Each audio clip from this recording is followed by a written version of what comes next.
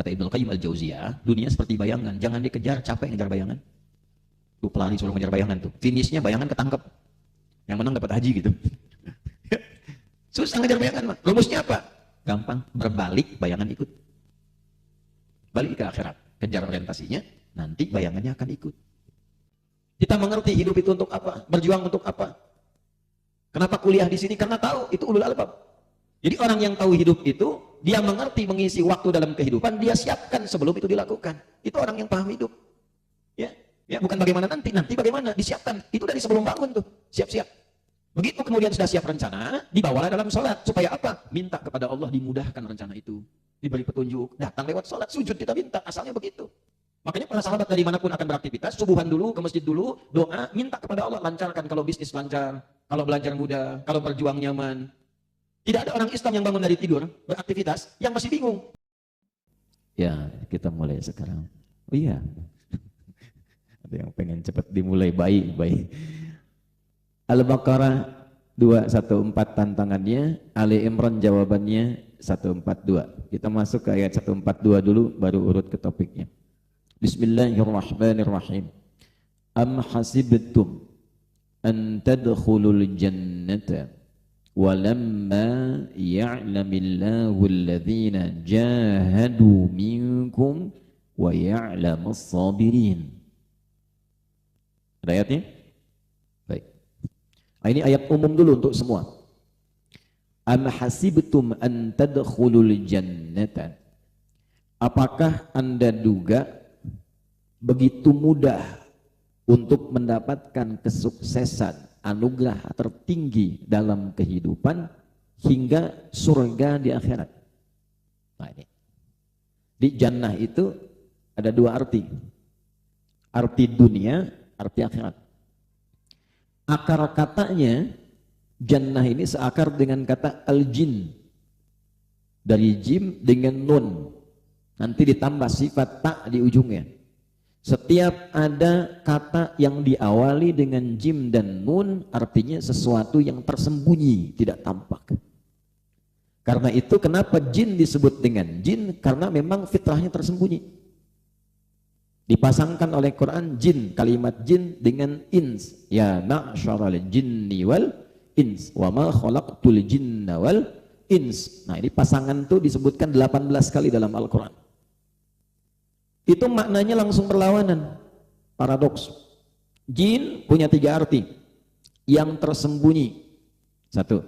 Ins lawannya yang tampak. Jin disebut jin karena sifatnya tersembunyi. Jadi kalau ada jin melakukan penampakan, itu tandanya jin sedang punya masalah. Dia keluar dari fitrah. Apalagi yang cari-cari penampakan jin. Nah, itu kurang sehat. Sebaliknya, ins itu manusia, disebut manusia, ins karena tampak, kelihatan. Jadi kalau ada suami pulang ke rumah, bu, sembunyi-sembunyi, ada pintu lewat jendela, buka handphone sembunyi-sembunyi, sampai masuk kamar mandi, ini menunjukkan suami ibu sedang jadi, atau ibu apa? Sedang jadi bergeser dari fitrahnya, bu. Ya, karena fitrahnya itu nampak, berarti sedang punya masalah. Kita dari jauh tuh kalau sama-sama manusia dan kenal, itu umumnya itu nampak, senyum, kasih isyarat, itu artinya normal. Jadi kalau dari jauh kelihatan satu sudah sembunyi, berarti sedang punya masalah. Minimal sion ditagih hutang. Ya. Itu sederhananya begitu. Yang kedua, jin disebut jin itu kasar bawaannya. Ins lembut halus. Lembut halus. Karena itu tidak ada jin yang lembut. Sekalipun ada yang kemasukan jin, tidak akan pernah menjadi ramah, bu.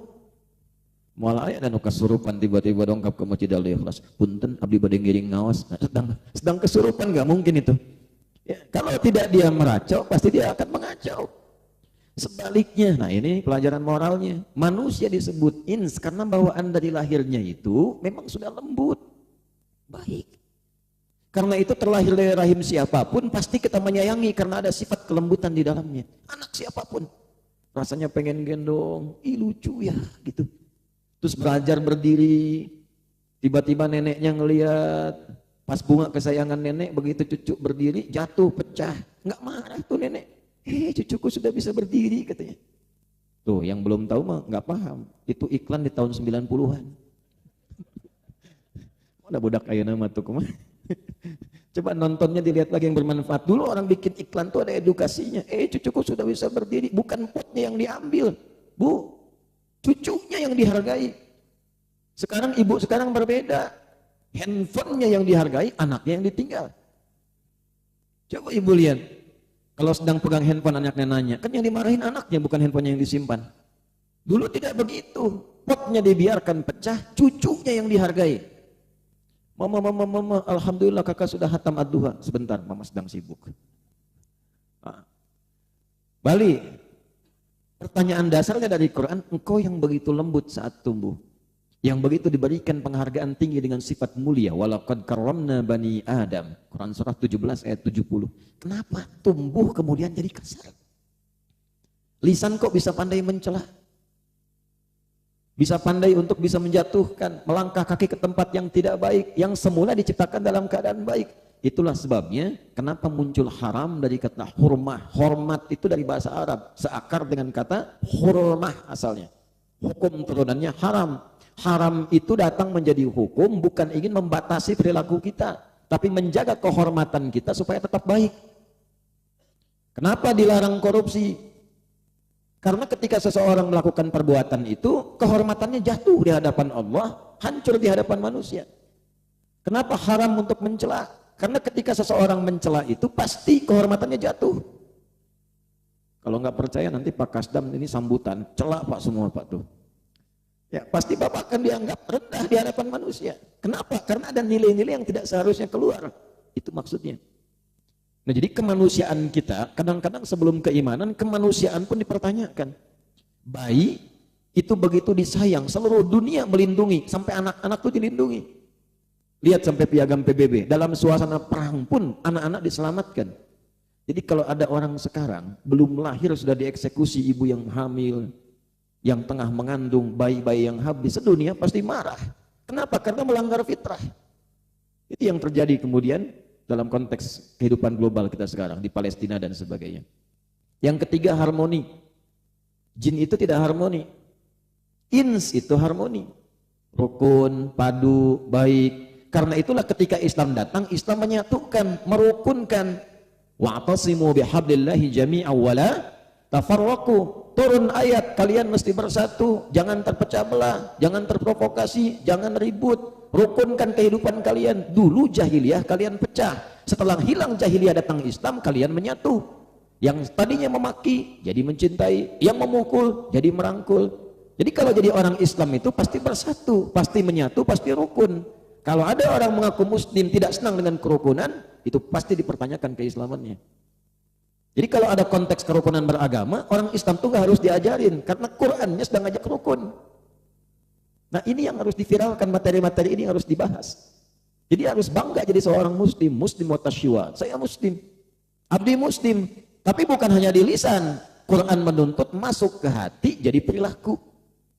Sebab segala sesuatu kalau sudah masuk ke hati, tampak perilakunya akan beda.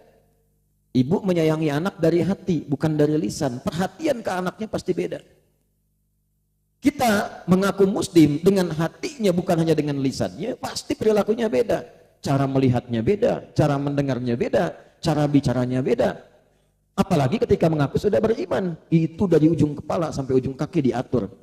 Qul lil mu'minina yaghuddu min absarihim. Katakan pada laki-laki yang merasa beriman, imannya akan menuntun pandangannya. Iman itu masuk ke hati, jadi cahaya, nur. Ayat mata, tembus ke mata, dibimbing matanya. Begini cara melihat yang baik. Jadi kalau kata imannya tidak baik, itu otomatis, walaupun nggak hafal ayat, tapi mengaku beriman, itu matanya akan dibimbing untuk dipalingkan. Palingkan, jangan lihat. Makanya standar pandangan iman dengan yang belum beriman, beda. Bagi yang belum beriman, batasannya tipis, semua bisa dilihat. Tapi bagi yang beriman, tidak semua bisa dilihat. Coba gini ya, yang muda laki-laki keluar dari masjid, lihat yang lari itu. Oh, belum apa-apa udah ketawa tuh. Ayo siang aku. Lihat apa tadi? Ya. Nah, ini kalau matanya beriman, sensornya tinggi. Begitu lewat, lihat langsung berpaling. Paling. Kata imannya nggak boleh dilihat. Dari mata turun ke ujung, langsung ke hati aja. Langsung ke hati aja. Ini ke mulut. Ya. Mulutnya dibimbing pakai iman juga.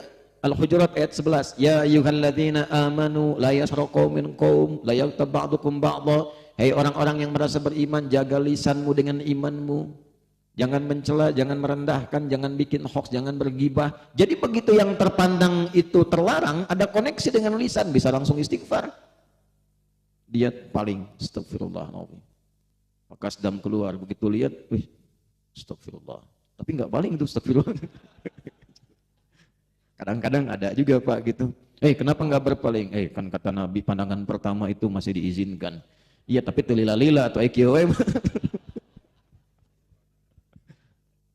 Nah ini antara jin dengan manusia bedanya begitu. Jadi kalau ada yang tidak senang kerukunan, suka bikin ribut, patut dipertanyakan kemanusiaan itu. Itu mungkin jin yang sedang berkamuflase. Ya, udah jangan kemana-mana pikirannya. Karena ini banyak kontainer, ahli konten, nanti dipotong nih Pak ini saya itu. Nah balik lagi. Asalnya semua jin dengan nun itu tersembunyi. Kecuali jun ya, ada jin dan junnya kan tampak tuh. Jin, jamaknya jinnah, minal jinnati wan. Jadi begitu ins dijamakkan jadi nas, jin dijamakkan jadi jinnah, pasangan lagi. Di surat An-Nas itu. Qul a'udzu birabbin nas, malikin ilahin nas, min syarril waswasil alladzi yuwaswisu fi sudur minal jinnati wan nas. Jadi ketika tunggal dipasangkan ins, ketika jamak dipasangkan nas. Jinnah. Sekarang jannah. Jannah itu disebut jannah karena asalnya tersembunyi dalam pandangan kita. Belum tampak. Nah ada dua tipe yang tersembunyi. Kalau menggunakan harakat fathah. Jim dan nunnya. Jannah pakai sifat tak. Jimnya fathah, nunnya fathah. Baru ujungnya pakai sifat tak, nanti dibaca dengan sukun harokat apapun. Nah, sekarang fokus, kalau dia menjadi fathah maka jadi positif semua maknanya. Sesuatu yang tersembunyi belum tampak tapi semua sifatnya positif, sehingga ada ulama yang mengartikan kesuksesan tertinggi yang belum tampak di hadapan. Kalau di dunia itu kembali kepada aktivitas pekerjaannya.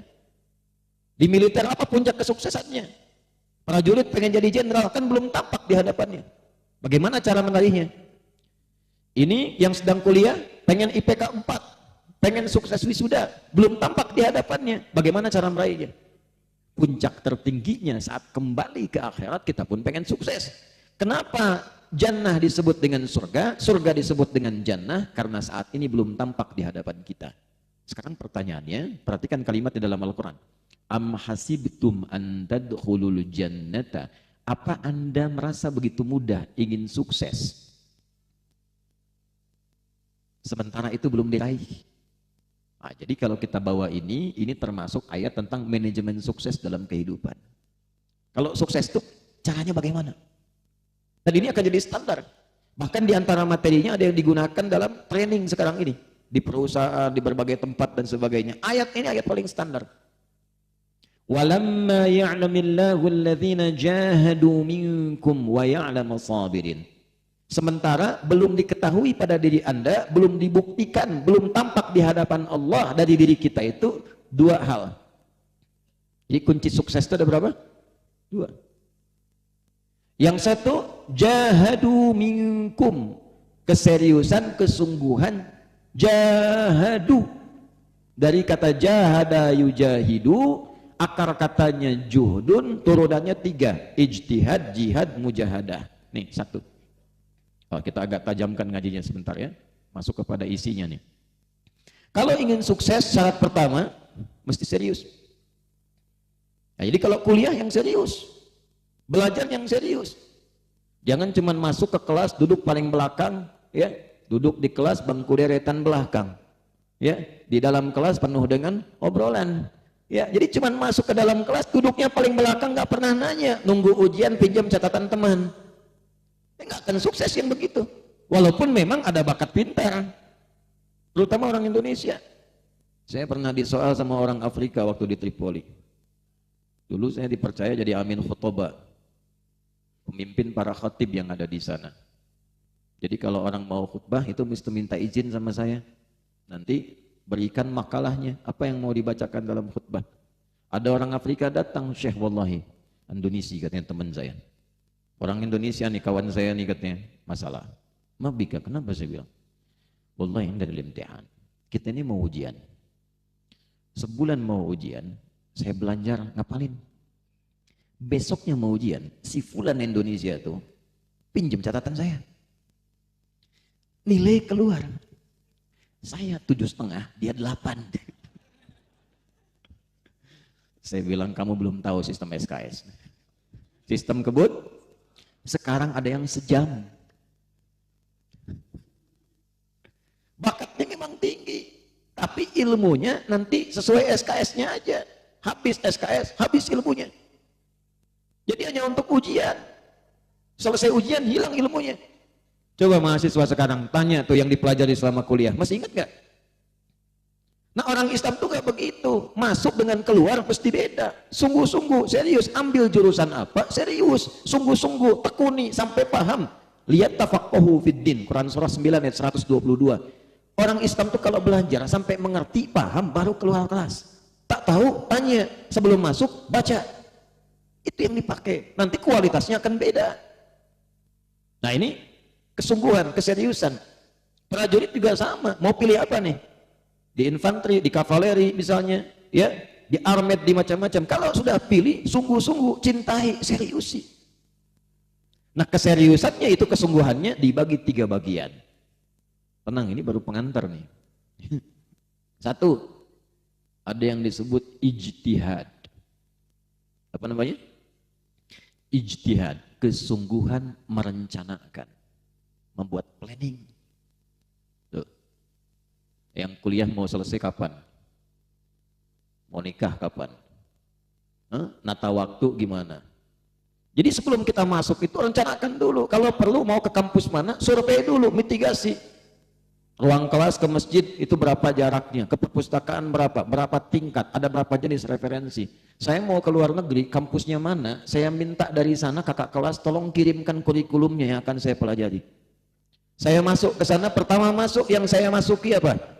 Datang masjid ke asrama jaraknya berapa? Ke perpustakaan ada 4 ruangan, 2 tingkat. Ruang pertama apa? 2 apa? 3 apa? 4 apa? Bukunya di mana? Sebelum masuk kita punya pemetaan.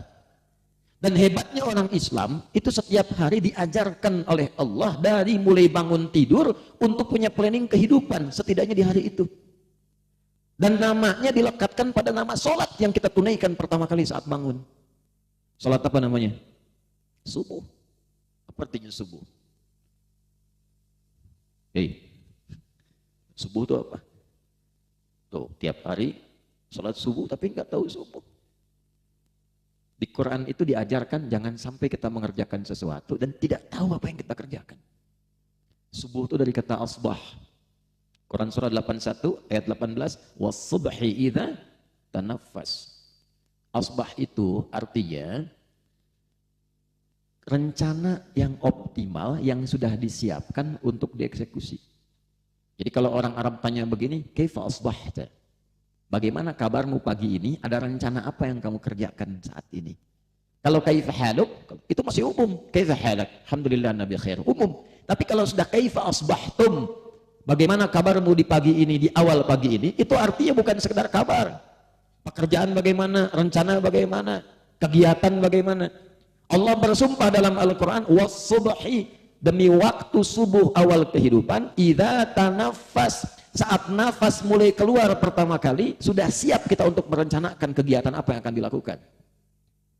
Karena itu pancaran pertamanya dari sinar matahari disebut fajar. Matahari sudah aktivitas membawa manfaat, membawa kegelapan malam, memberikan sinar. Tumbuhan baru keluar subuh itu sudah memberikan manfaat. Karbon dioksida ditarik, oksigen muncul. Saya waktu di Utrecht, tahu Utrecht? Itu lampu merah sanoan dikit tuh. Utrecht itu di Belanda. dikasih tempat di area taman hutan yang terasa betul udaranya. Saya ingin buktikan ayat ini kebenarannya sampai ke Belanda. Sebelum subuh saya keluar, tipis. Itu masih karbon dioksida, nggak terlalu segar. Begitu masuk waktu subuh, berubah, segarnya luar biasa. Jadi Anda bisa bayangkan, maaf sekali, hewan muncul subuh. Ayam aja udah ibadah, berkokok keluar, memberikan pengingat kepada kita. Hewan memberikan sikap positif. Matahari memberikan kontribusi positif. Tumbuhan sudah punya planning yang baik dari awal bangun. Nah kita yang dihisab, apa yang kita siapkan dari sejak bangun? Nah, jadi jangan sampai ada orang Islam bangun dari tidur, nggak tahu apa yang mau dikerjakan di hari itu. Nanti dari mana kita bisa mendapatkan tafsirannya? Kita baca di hadisnya. Sunan Abu Daud nomor hadis 1367 dari Ibnu Abbas radhiyallahu taala anhuma. Nabi sudah mengajarkan sejak bangun dari tidur itu kita sudah punya planning yang luas. Mengambil dari Ali Imran ayat 190 sampai ayat 200. Kana an-nabiyyu sallallahu alaihi wasallam idza istayqadha min naumihi fajalasa wa masaha bi yadihi min athari naumihi wa qara'a khawatima Ali Imran. Kebiasaan Nabi kalau bangun tidur itu Bu, bangun tengah malam lebih sedikit atau kurang sedikit. Kalau dikonversi ke waktu sekarang ya kurang lebih jam 2:30 lah. Ya, atau kurang sedikit 1:30. Apa yang beliau kerjakan kalau bangun? Duduk dulu. Jadi nggak langsung bangun keluar, duduk supaya tenang dulu. Yang kedua, wa masaha biyadihi min athari naumi. Menghilangkan bekas kantuk dengan tangannya yang bersih. Nah, kenapa penting bagian yang bersih ini? Karena nanti ada hadis lain kalau bangun tidur tangan cuci dulu. Karena Anda tidak tahu kemana tangan itu berkelana saat tidur. Bersihkan dulu. Nah, dengan tangan yang bersih, ngantuk dihilangkan dulu. Jadi nggak langsung berdoa. Karena berdoa saat ngantuk itu tidak teresap kepada jiwa. Bangunnya memang jam 3, masih ngantuk. Alhamdulillah. Ahyana amatana. Oh, pas sadar jam 5. Nah, amatananya itu 2 jam dah. Amatana jam 5. Hilangin dulu bekas ngantuknya. Nanti saat kantuknya sudah hilang, baru kita berdoa. Di antara iringan doa itu adalah persiapan rencana. Apa isiannya? Ali Imran tadi ayat 190 sampai 200. Inna fi khalqis samawati wal ardi wa ikhtilafil laili wan nahari la ayatil liulil albab. Ulul albab itu yang paham esensi sesuatu. Kita mengerti hidup itu untuk apa, berjuang untuk apa. Kenapa kuliah di sini? Karena tahu itu ulul albab.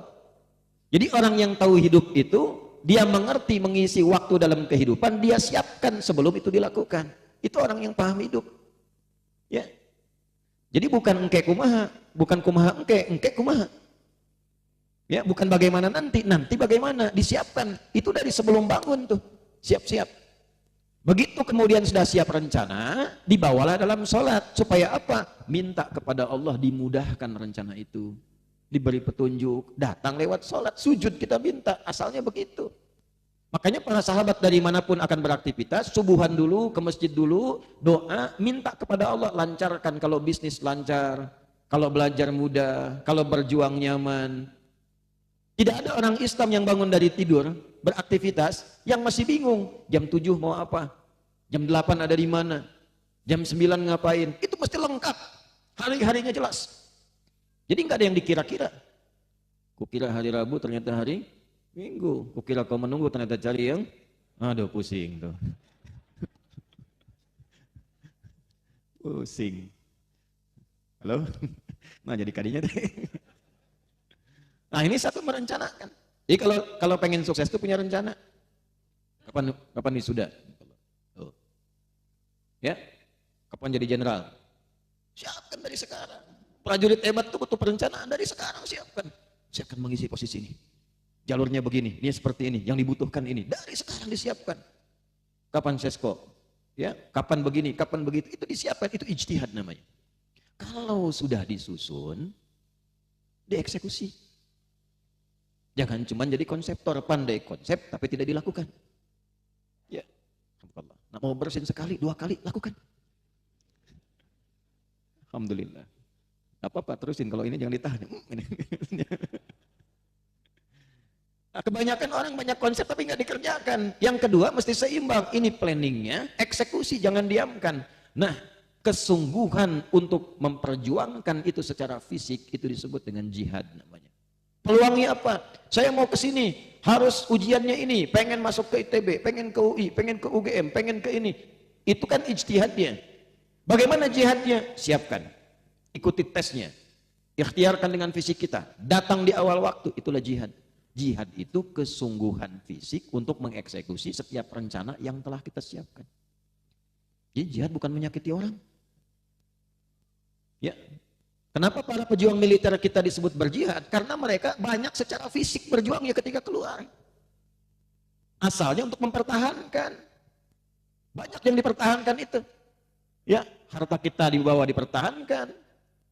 Iman kita diganggu dipertahankan. Negara kita diganggu dipertahankan, itu jihad.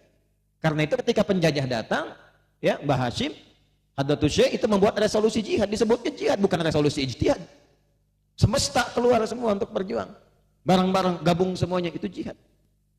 Awas, hati-hati ya. Ini penting saya sampaikan karena Nabi memberi isyarat ada yang akan membelokkan makna jihad di kemudian hari. Sehingga alih-alih mendapat pahala banyak mengumpulkan dosa. Itu ada di hadis Muslim tuh, riwayat sahabat Abu Hurairah.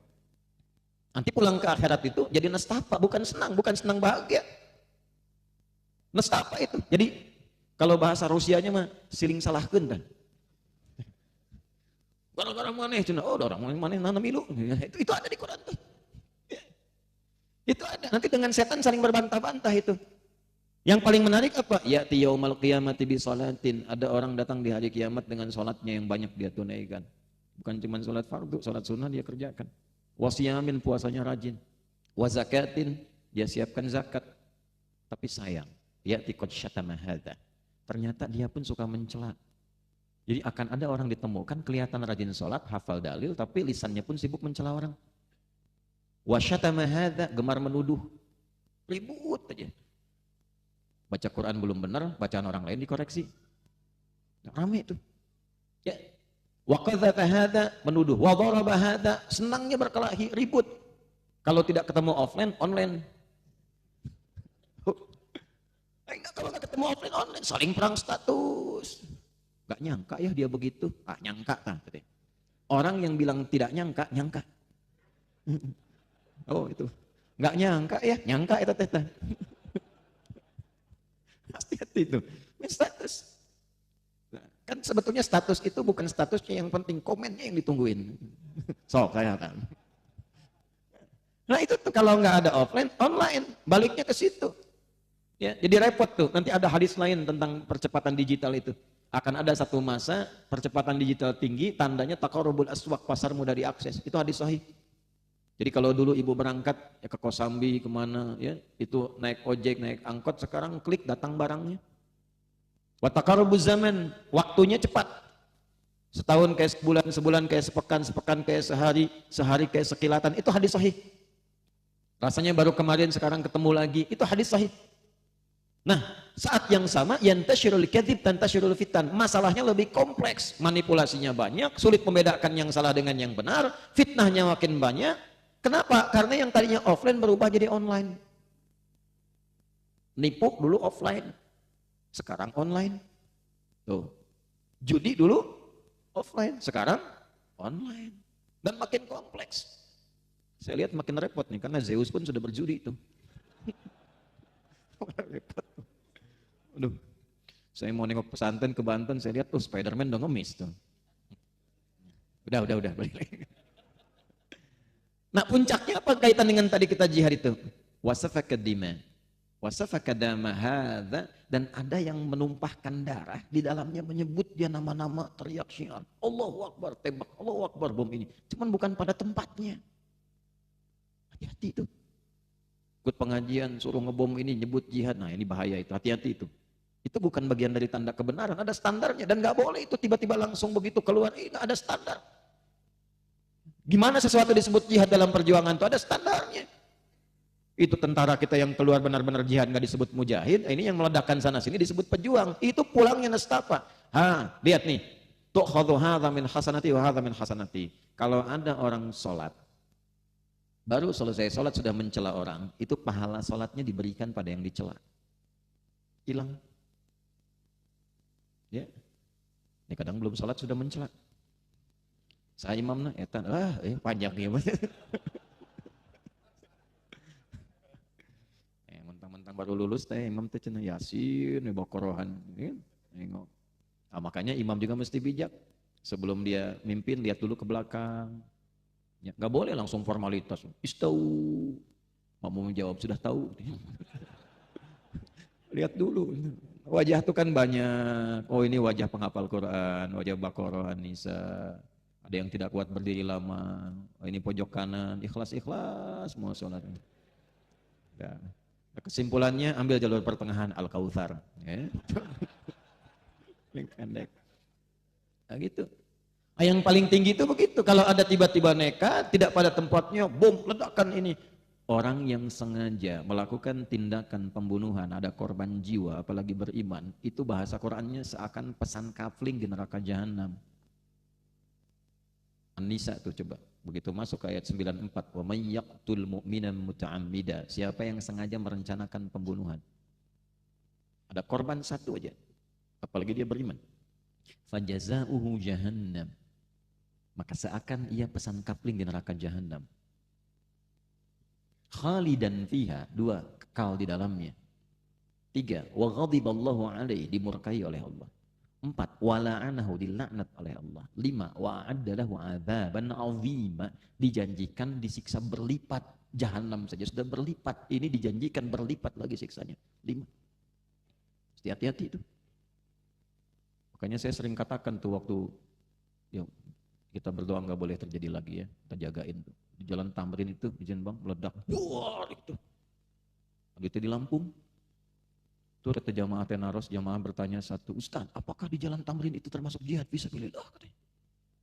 Saya tatap dengan tajam begini, Mas, sependek pengetahuan saya, jihad fisabilillah itu jihad di jalan Allah, bukan di Jalan Tamrin.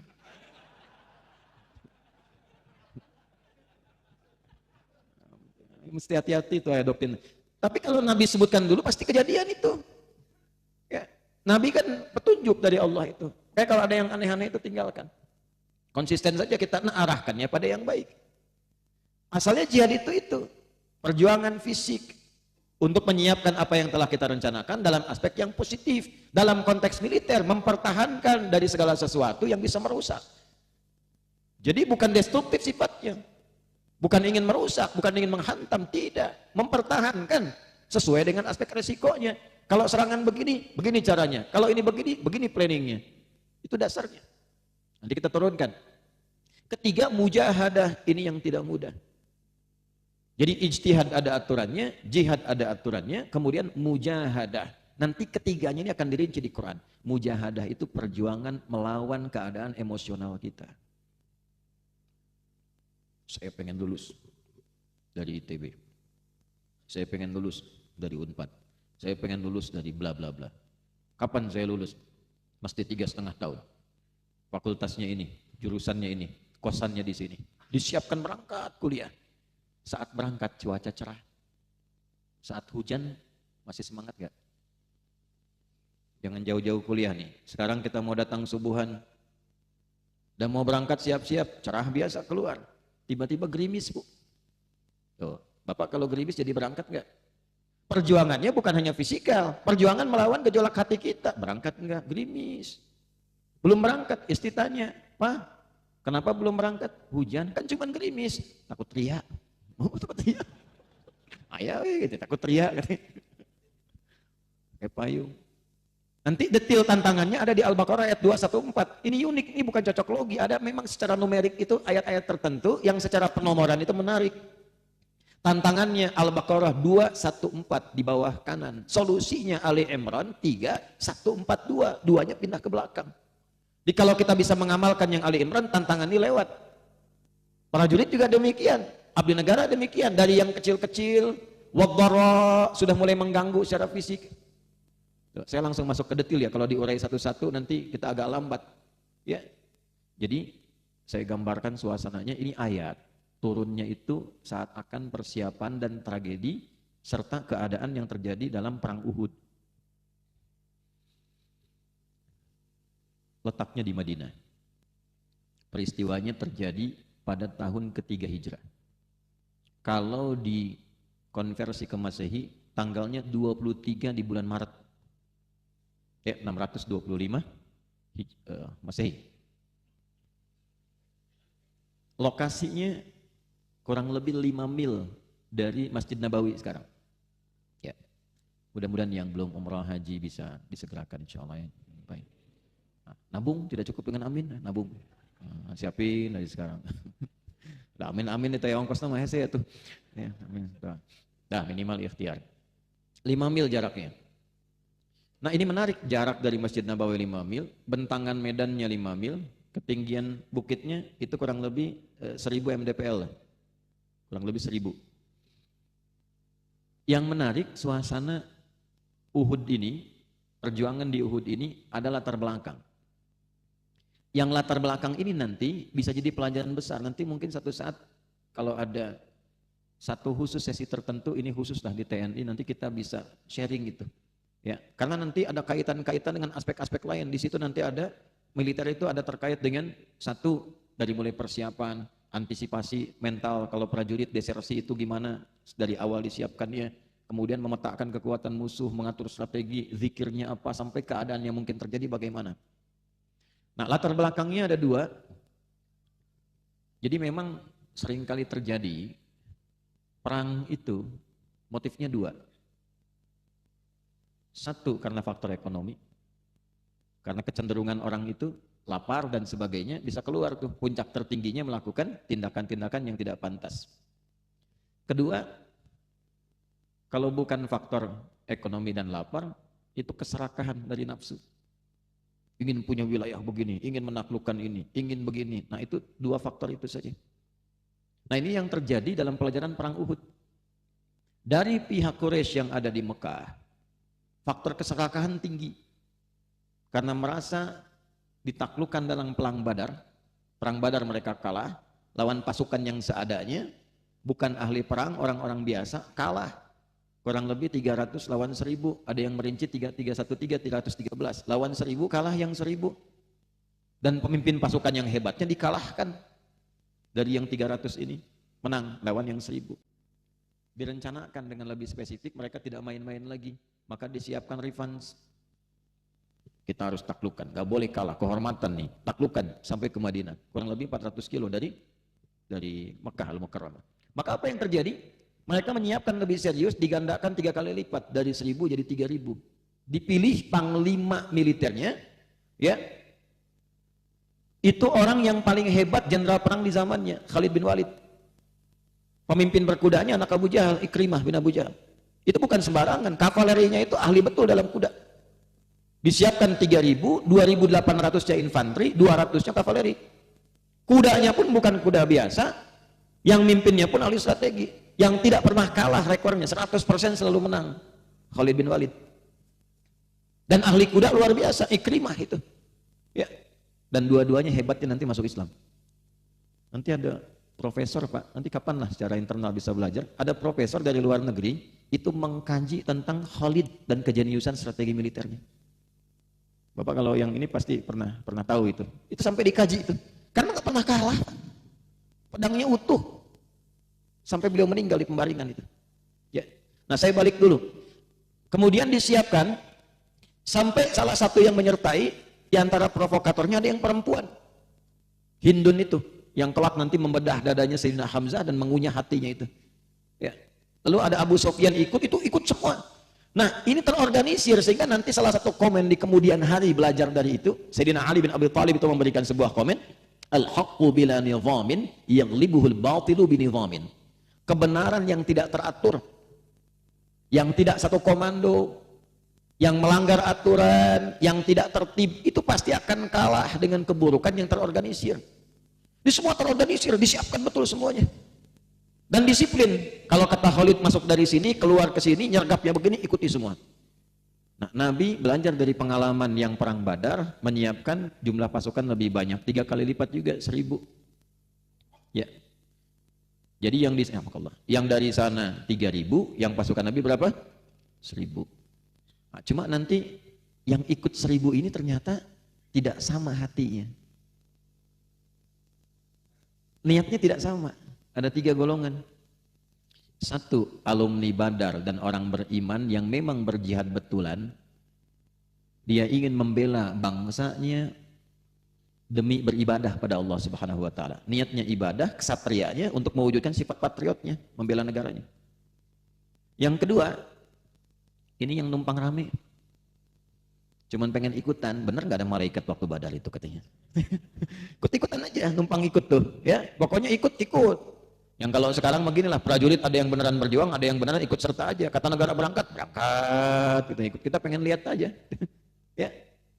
Yang ketiga itu, nah ini ada yang munafik. Memang sengaja aja. Hanya untuk cari perhatian, supaya dapat perhatian di masyarakat. Awas, nanti psikologi perang itu akan begitu tuh. Ada yang betul-betul berjuang, ada yang cuma nyari ghanimah, ada yang cari popularitas.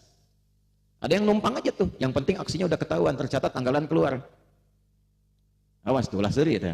Ada tuh di Quran tuh. Ada kondisi-kondisi begitu, itu mungkin terjadi. Nah itu pasti kacau itu di lapangan kalau begitu. Kasihan prajuritnya. Maka apa yang terjadi? Dari 1000, yang munafik ini mulai menggoyah. Udah jelas ada musuh, udah jelas ada pasukan, udah jelas ada macam-macam. Mulai disusupkan, masuk keraguan. Nggak akan menang 3000 ahli perang lawannya Khalid. Kita siapa katanya? Yang Badar udah punya pengalaman, tegap aja, siapkan diri kita, komitmen. Belum tentu mereka juga menang. Yang penting bagi kita berjuang. Lebih baik pulang nama daripada gagal dalam tugas. Itu bahasa Quran. Kopassus itu bahasa Quran itu. Lebih baik pulang nama daripada gagal dalam tugas. Jadi nggak ada istilah disandera. Jadi kalau kita turunkan tuh ada ayatnya detail sekali itu. Jadi udah siap-siap itu. Tapi yang belum ikut Badar kan, oh iya ya, malaikatnya belum tampak sekarang. Nah yang ini Abdullah bin Ubay bin Salul sudah masuk tokoh munafiknya. Kita mundur aja. Anda kebayang nggak? Dari 1300 desersi keluar. Makanya prajurit kita tuh sebelum berangkat itu harus disiapkan betul mentalnya supaya tidak ada yang goyah. Siapkan. Nah Nabi itu sebelum berangkat, oleh Nabi itu dikumpulkan dulu. Keluarganya dimotivasi, masyarakatnya disatukan. Kita kirim 310 ya yang berangkat itu tuh. Nah nanti ke depan kalau ada yang mau dikirim tuh bukan cuma prajuritnya, keluarganya dikumpulkan. Doa sama-sama. Masyarakatnya diberitahu supaya saling mensupport. Jadi zaman Nabi itu ketika mau berperang disatukan dengan masyarakat itu. Itulah manunggal bersama rakyat tuh begitu. Jadi akhirnya apa kata Nabi? Siapa yang mau partisipasi? Semua angkat tangan. Ya Rasulullah, sampai yang perempuan bu, saya di bagian perawatan ya Rasulullah. Saya yang nanti nyiapkan ini, saya yang nyiapkan makannya. Ya Rasulullah saya punya kuda, saya siapkan kuda. Ya Rasulullah saya punya ini. Umar datang, ya Rasulullah setengah harta saya untuk berjuang. Wah semua viral, Umar nyumbang setengah. Umar tuh kalau dikonversi sekarang ya kurang lebih ya mungkin 2-3 triliun. Kalau setengahnya berapa? Gitu. Makanya kalau mau latihan infak dari yang sedikit, karena kalau sudah banyak susah berinfak. Bapak kalau sama teman, mana ya rezeki, ayo berdua makan, masih 50.000 bisa bagi 2. Tapi kalau sudah 50 miliar nggak bisa dibagi 2 tuh. Berat. Umar tuh setengahnya. Tiba-tiba sembunyi-sembunyi karena rasa takutnya dengan Allah bukan yang lain. Sembunyi-sembunyi, nggak mau terlalu viral. Bisikin ke Nabi Rasulullah, saya semuanya. Masya Allah. Nabi tanya, apa yang kau tinggalkan untuk keluargamu? Kalau Umar jawab masih setengahnya. Abu Bakar yang kedua jawab, saya tinggalkan untuk keluarga saya Allah dan Rasulnya. Tuh. Pernah nggak ada prajurit mau berangkat bilang kepada istrinya, mah jangan khawatir. Papa telah tinggalkan bersama keluarga Allah dan sunnah Rasul kita. Mama pasti dijaga. Lalu keduanya semua sekeluarga berdoa, Rabbana ighfir lana dzunubana wa israfana fi amrina wa tsabbit aqdamana wansurna 'alal qaumil kafirin. Ya Allah, suamiku akan berjuang. Ampuni dosa kami kalau kami banyak salah selama ini di keluarga. Wa israfana fi amrina, jaga supaya tidak berlebihan dalam perjuangan ya Allah, supaya tidak muncul fitnah dalam berjuang. Jaga keluargaku supaya semuanya dilindungi, supaya tidak berlebihan dalam pikiran. Wa tsabbit aqdamana, kokohkan suamiku supaya tidak goyah. Tidak banyak pikirkan tentang keluarga. Makanya prajurit berangkat itu jangan banyak pikiran. Sebetulnya negara itu tidak boleh memberikan pikiran. Jadi jangan sampai ada prajurit mau berangkat, saya tuh sering sedih, bahkan saya kadang menangis itu. Ya. Masa prajurit mau berangkat, istrinya WA, Pak, beras habis. Ulah seuli mana teh. Aku mah atuh di jalan teh. Musuh di hadapan, di rumah beras habis. Tunjangan 40.000 sehari. Sebetulnya kalau sudah menggunakan pakaian itu nggak boleh mikir. Makanya di zaman sahabat setelah Nabi meninggal itu disejahterakan. Prajurit itu nggak pernah mikir masalah kesejahteraan. Semua dijamin, gaji paling tinggi itu. Sehingga pikirannya fokus untuk berjuang. Begitu mau nembak musuh, mana itu? Mau ditembak, pinjol masuk.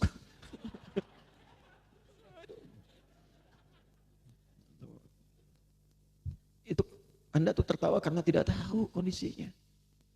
Tapi itu nggak mudah. Wathabit aqdamana, ya Allah, kuatkan suamiku. Tegarkan kami di rumah. Wangsurna 'alal qaumil kafirin, berikan kemenangan ya Allah. Supaya orang-orang yang sifatnya mengganggu yang macam-macam itu bisa disadarkan, bisa dikalahkan, yang dengan itu keamanan muncul terjadi. Itu langsung turun jawaban. Kalau keluarga bisa begitu sebelum prajuritnya berangkat, Allah langsung firmankan, turunkan malaikat memberikan kabar. Fa'atahumullahu thawabad dunya wa husna thawabil akhirah.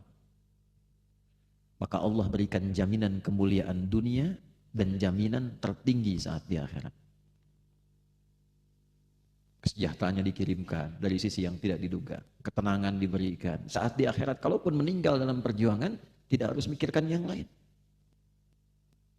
Jadi jangan sampai prajurit itu berpikir demi mendapatkan kesejahteraan, mesti menggugurkan jiwanya. Kalau meninggalnya gugur, kontak tembak, keluar sekian. Kalau di rumah sakit sekian, apa itu? Semampu kita, iya. Tapi kalau memang terbatas anggarannya, masyarakatnya jangan diam. Di mana dia bertugas, kita support. Hadir itu orang Islam itu begitu. Ya ulama mikirin. Rakyat juga sama, itu manunggal tuh begitu. Jadi disertai oleh kita. Dulu kita berjuang begitu. Gak usah tarik jauh-jauh ke zaman sahabat. Dulu setiap ada yang mau berangkat, kiainya datang doain. Santrinya ikut support. Ibu-ibu masak. Jalur mana yang mau ditempuh sudah paham. Antar ibu, belum ada WA bu. Sudah tahu itu. Mau di gunung mana, perbakaran singgah, masakan sudah ada. Gitu. Ada nggak yang mengamalkan sunnah Nabi begitu tuh sekarang? Berapa yang mau berangkat ke Papua? Sekian, gini, tahu, oh kita ingin ikut membersamai dengan doa. Viralkan doanya. Prajurit, berjuang, kami mendoakan Anda tidak sendirian. Terus Anda di mana? Ya, kita berdoa. Yang pengusaha-pengusaha itu dulu kan ada syarikat dagang Islam itu kan memfasilitasi. Kalau memang anggaran tidak cukup, maka hadir kita membersamai. Anda kan bisa kerja, bisa nyaman karena aman. Ya. Kalau tidak ada demikian, siapa yang hadir saat ada bencana-bencana itu?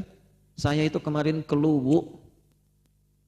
Sampai di sana ada banjir bandang yang besar 325 rumah hancur. Ada yang kecil, ada yang besar berat sampai sekian, habis rata sebagian dengan tanah. Umumnya kalau musibah demikian yang ditengok pasti masyarakatnya. Apa yang hancur, apa yang habis, jarang yang lihat prajuritnya. Yang bertahan sampai di situ menyelesaikan, kadang bangun jembatan, kadang macam-macam, pakaian sudah lusuh dan macam-macam. Pernah nggak lihat itu? Saya datang, begitu disikahkan ke masyarakat, Pak ini sudah selesai. Saya bilang, saya kesini hanya untuk bertemu dengan prajurit saya. Datang mereka masih menyebar, ada yang di area gunung, ada yang di mana, ada yang metakkan, ada yang masih nahan derasnya arus sungai, pakaian sudah lusuh, datang. Saya bilang datang. Saya katakan, saya bangga dan hormat dengan Anda. Karena tidak banyak orang yang datang ke sini hanya untuk memberikan ucapan terima kasih kepada Anda. Terima kasih, minta maaf, salam dari jamaah, ini ada titipan yang bersamai, kita tetap semangat. Itu yang kita butuhkan. Nah kesadaran ini yang harus diviralkan di setiap daerah, sehingga sampai ke level-level ke Kodim, kalau perlu ke Koramil dan sebagainya, kompak kita begitu tuh. Nah itu zaman Nabi itu sudah begitu, kita kehilangan itu sekarang. Ayo dituntut, harus berjuang, harus profesional, nah, kita tidak berbuat apa-apa. Nah, jadi kalau kita mau berjuang dan sukses dengan benar, semua mesti terlibat. Anda banyak menuntut, Anda banyak ingin kenyamanan, kerja dengan enak, makan dengan enak, sementara yang menahan gangguan supaya Anda merasa nyaman itu tidak diperhatikan. Nah itu ada lengkap sekali ayatnya. Kokohkan dirimu, berangkat berjuang, jangan khawatirkan tentang dirimu di dunia. Ya. Nah ini gambaran awalnya. Jadi itu pengantar dasarnya. Lalu kalau sudah siap akan berangkat, sudah. Wa ka'ayyim min nabiyyin qatala ma'ahu ribbiyun katsirun fama wahanu lima asabahum fi sabilillahi wa ma dha'ufu wa mastakanu. Kalau prajurit sudah kokoh, sudah mau berangkat, tiba-tiba berangkat, jangan kejadian seperti perang Uhud, kata Allah. Ada sebagian yang desersi karena melihat musuh lebih kuat. Ada sebagian yang mentalnya turun karena merasa dihianati. Sudah ke lapangan, lihat begini, ternyata alat tidak disiapkan, ternyata orang sudah begini. Kan ada Yahudi berkhianat Bani Qainuqa pada saat itu. Niat ya, kalau nggak disebutkan, ini rumus dalam tafsir, kalau nggak disebutkan kejadiannya, secara detail waktunya kapan, pelakunya siapa, tapi dibuat umum, maka kejadian itu akan terjadi kembali di masa depan dengan tokoh-tokoh yang berbeda. Jadi kalaupun berangkat, kemungkinan desersi akan ada yang terjadi. Faktornya apa? Gali. Tutup itu jangan sampai terjadi lagi. Udah tahu di depan, tuh di hadapan, ini musuhnya, siap, drone-nya sudah tampak, begitu mau dieksekusi telepon, jangan lakukan, habis mental prajurit. Susah. Nah, sekarang mau apa? Urut satu-satu. Ketemu sudah kuat, lihat musuh begitu, jangan hilang mental. Oke, profesional, jalan. Wa ma ba'fu wa mastakanu, jangan lemah. Jangan merasa kecil, jangan pesimis. Ya. Sebab kata Allah, Nabi dulu pun berjuangnya begitu. Dihadapkan masalahnya seperti itu. Maka komandannya ketika di lapangan itu harus bangkit memotivasi. Situasi apapun tetap profesional. Ya, responsif, integratif, modern, adaptif, prima. Adaptasi dengan setiap lingkungan. Itu bahasa Quran. Kemudian apa yang terjadi? Kita tarik lagi, situasi-situasi itu muncul, termasuk ketika kita berjuang dalam kehidupan. Jangan dikira mencari nafkah itu mudah. Anda mau kerja ke lapangan, lamar sekali, balik lagi, 2 kali, balik lagi, jangan berhenti, siapkan diri kita. Ikut tender dalam dunia bisnis, bisa banyak terjadi. Alhamdulillah. Al-Baqarah 155. Wala nabluwannakum bi syai'in minal khaufi wal ju'i wa naqsin minal amwali wal anfusi wath thamarat wa basyiris sabirin. Ya. Ada orang diuji dengan kekhawatiran, takut. Ada rasa takut tuh. Ju' lapar. Wa naqsi minal amwal, harta berkurang, wal anfus sakit. Nah ini, wat thamarat. Itu di mushaf diartikan buah-buahan. Saya agak kurang sepakat karena agak kurang adil, cuma tukang buah yang diuji. Tukang sayur enggak. Maka cara mengartikannya pakai ilmu balaghah. Buah itu lahir dari bibit yang dirawat, tumbuh pohon ke atas, buah dipetik. Ada orang nanam. Sudah lama dia rawat, besok-besok mau panen, malamnya panen diambil orang. Anda yang ikut tender, bikin studi disiapkan, sudah siap, Anda yang menang, proyek diserobot orang. Itu bisa kejadian. Nah kalau ada suasana seperti itu, mental orang hebat itu nggak jatuh, terus. Siapkan lagi, profesional aja. Karena yang dicari pertama apa? Nah ini dia, mental pejuang itu dari awal yang dicari Allah ridha. Mau statusnya disebut pahlawan, jadi apa? Itu urusan lain, yang penting Allah ridha. Dunia itu otomatis akan ikut. Ingat, dunia seperti bayangan.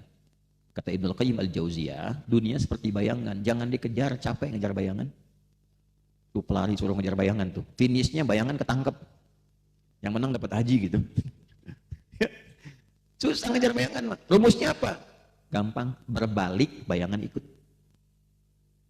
Balik ke akhirat. Kejar orientasinya. Nanti bayangannya akan ikut.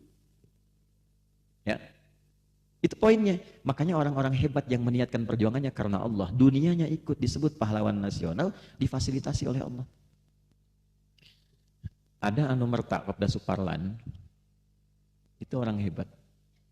Di lapangan berjuang, waktu di Timur Leste, waktu itu sudah terdesak, dia bentengi kawannya, bikin pasukan kecil, 5 dia tutup, teman-temannya selamat, habis ditembak dan sebagainya, tapi masih memegang bagian sangkurnya, masih menyerang musuh pada saat itu dan bisa menghabiskan beberapa musuh sampai di ujung akhir hayatnya.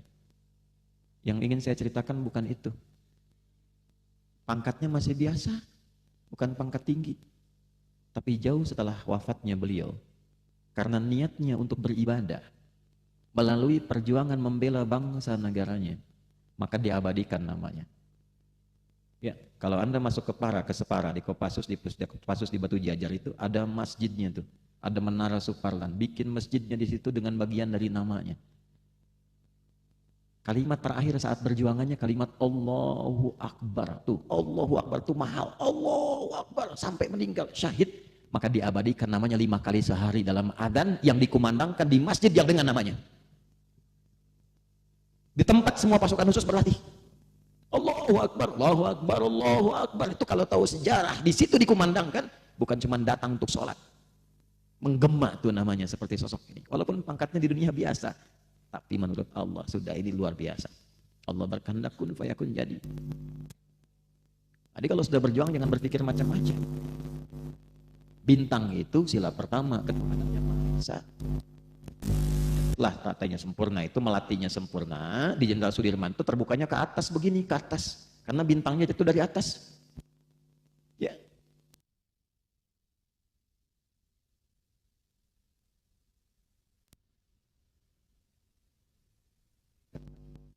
Semakin oleh Allah semakin harum namanya. Panglima Sudirman itu kan bagaimana bisa, padahal yang dipakai itu bukan baretnya.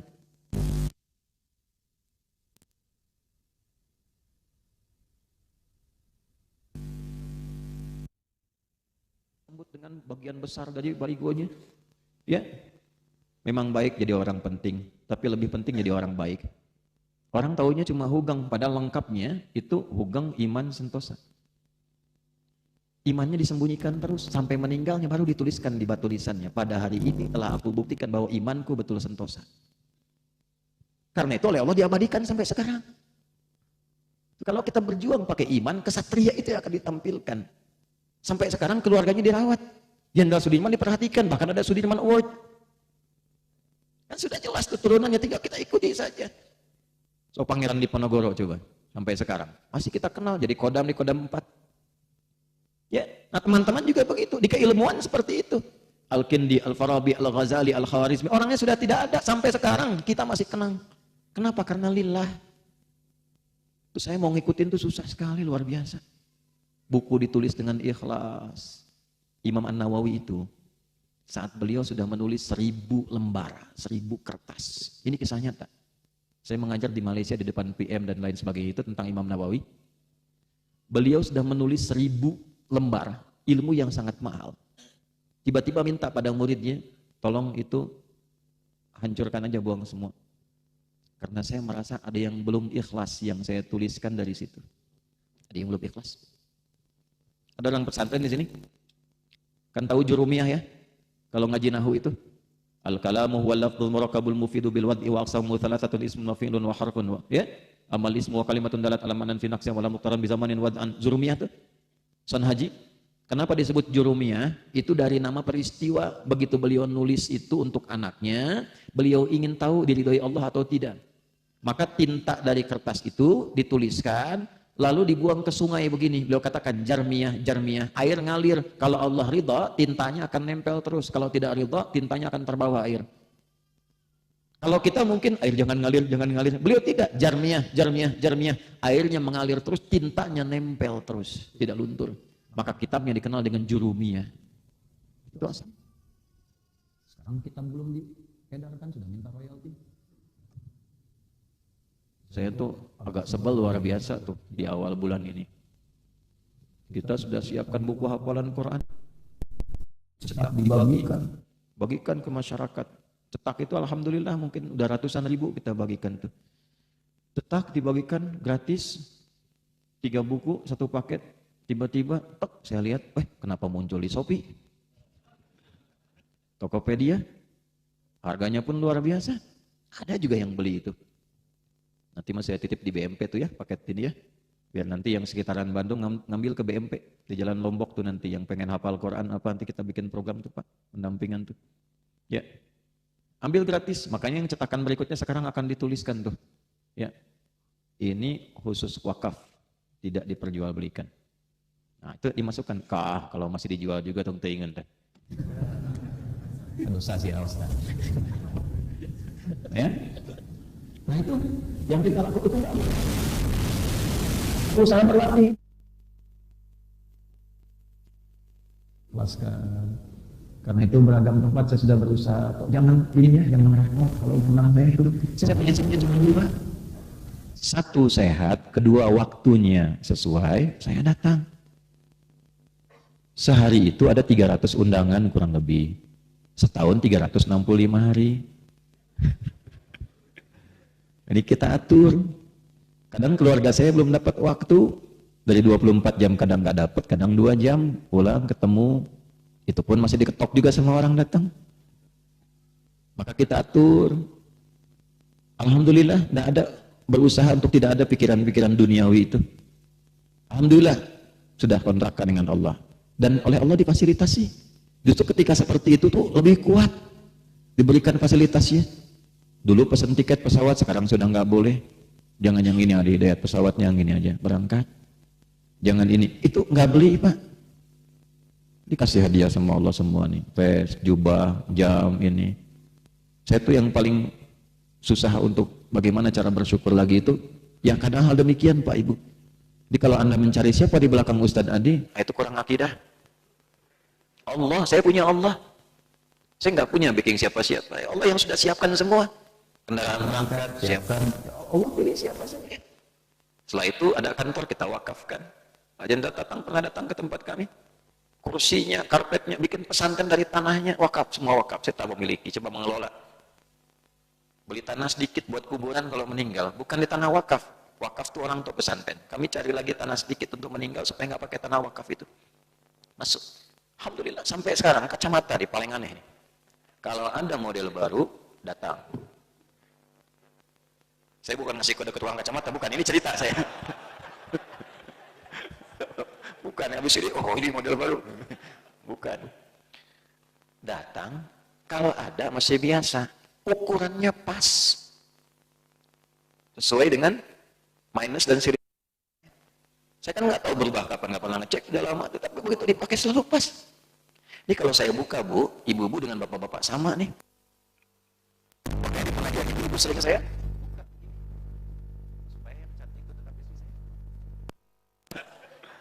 Ya. Nah ini kalau dipakai begini kelihatan. Nah tapi kalau datang itu sudah pas. Makanya saya sampaikan, yang boleh hari ini nih yang satu staff yang apa tuh, ya nggak usah lah transfer ke saya itu. Udah bantu aja, ini pun apa? Ya. Begini iuran Ustadz Adi dari daerah nggak perlu ngapain. Udah dari daerah nggak usah iuran. Saya nggak pernah lihat siapa yang ngundang. Ya pokoknya hamba Allah belajar di mana waktunya pas saya datang. Pemerintah daerah tuh nggak usah anggaran dipakai untuk kami kan. Kalau kami ada kami berangkat. Kalaupun misalnya butuh transportasi disiapkan. Yang lainnya saya nggak pernah pikirkan. Karena Allah sudah memberikan. Bahkan alhamdulillah cukup. Ya Allah saya tidak ingin berpikir keluarga, dicukupkan keluarga. Jadi kalau minta lagi keterlaluan. Tapi jangan dihukumi sama. Karena berbeda-beda setiap orang itu, ya. Boleh kalau orang ngasih boleh menerima. Sah itu diterima. Kalau orang ngasih sah. Tapi kalau bagi saya nggak usah memberikan kompensasi dalam taklim, karena kami sudah menghadirkan semua untuk mencoba menyerahkan seluruhnya kepada Allah. Ya, jadi Allah sudah berikan, sudah semua mudah-mudahan diikhlaskan. Jadi nanti kalau ada kotak infak apa semua untuk masjid, kembangkan.